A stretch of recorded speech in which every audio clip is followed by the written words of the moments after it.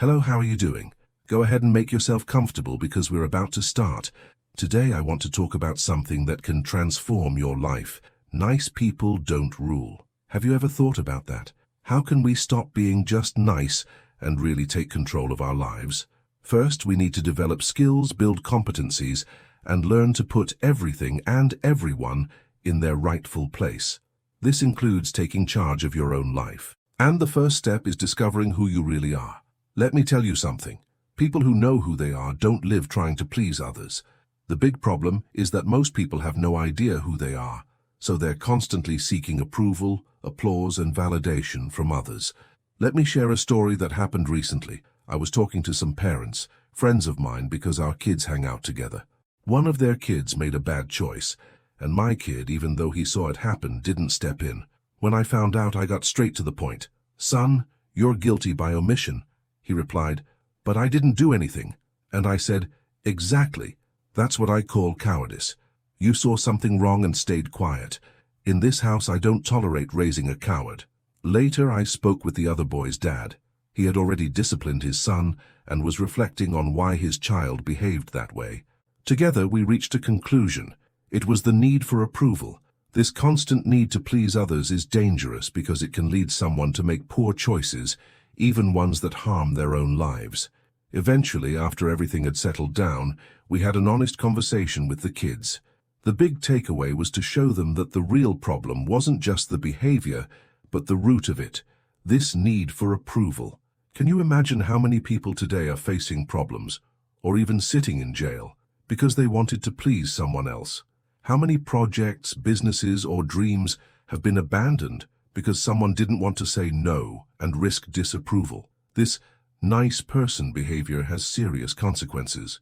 And the worst part is, it doesn't just affect you, it impacts your family, your kids, and even the future of something that could thrive. People who live to please others end up being walked on, discarded, and forgotten. Excessive loyalty turns into submission, and submission makes you a doormat. Let me give you a practical example. Have you ever loaned money to someone you knew wouldn't pay it back? Instead of teaching them to fish, you handed them the fish and then ended up with nothing. Being nice might seem noble, but often it's just a way to avoid the responsibility of saying no. So here's my invitation to you. Discover who you are. Understand the value of your life and learn how to take control of it. Because when you govern your own life, you're no longer ruled by others. And that, my friends, is what changes everything. Now think about this. How many times have you worked hard, gone out of your way to help someone, and in the end they didn't even apologize, didn't thank you, or didn't repay you? Worse, they made you feel guilty, as if you were the one in the wrong. Why does this happen? It's simple. Because you're the nice person in the relationship. Being nice all the time, trying to make everyone happy, only traps you in a cycle of disappointment and frustration. It's time to break out of that role. Take ownership of your identity. When you own your identity, you set clear boundaries, and boundaries are essential. Do you think you need to be the nice guy for everyone? No. People need to understand that you have your own territory, and you're in charge of it. Start with your first territory, your body.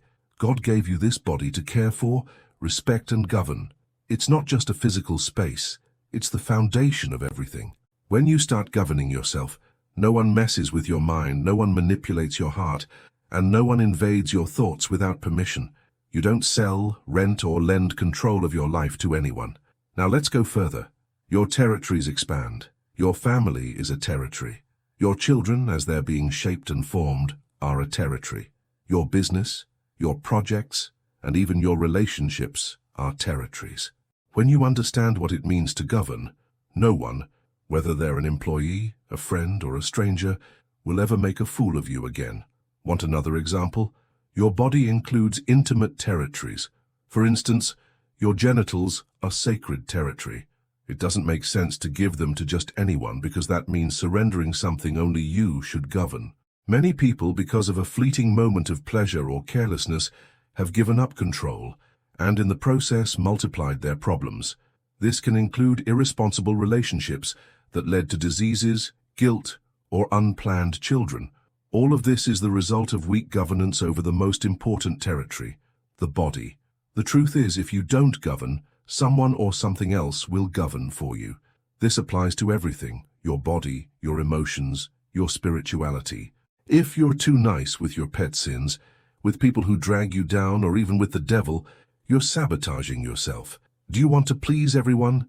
Know this: when you please the world, you inevitably displease God. God didn't call you to be nice to everything and everyone. He called you to obey Him, and obeying God often means displeasing the world.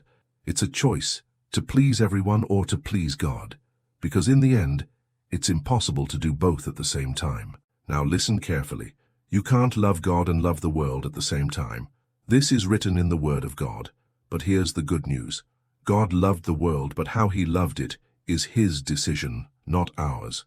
Our mission is to love our neighbor, but loving your neighbor doesn't mean being their doormat. Loving means serving, not being enslaved. Remember the biblical phrase, "We are kings and priests." What does that mean? It means we are called to govern and have dominion over what is ours. Governing isn't about being arrogant. It's about having clarity about who we are, our territories, and our responsibilities. A king governs with wisdom, without needing to flatter or bow to anyone. Many people live frustrated and sad because they've lost control over their lives. They've let others take over, as if their lives were a video game. Have you ever noticed when it feels like people have a joystick to control you? They frown, and you change your attitude. They praise you, and you change again. That's what it's like to live under someone else's control. Do you want to know what it truly means to displease? It's disconnecting emotionally from others' control. When you govern yourself, it doesn't matter if people praise or criticize you, because in your mind, it has no effect. A true ruler defines themselves by the level of control they have over themselves, not by the money they possess. It's about governing your territories, physical, emotional, and spiritual, and not being manipulated by those around you. Now let's talk about something that confuses a lot of people: investments. Recently, I overheard a conversation about Bitcoin. Some were saying, "I'll buy when it drops." Others said, "I'll invest when it goes up a bit more."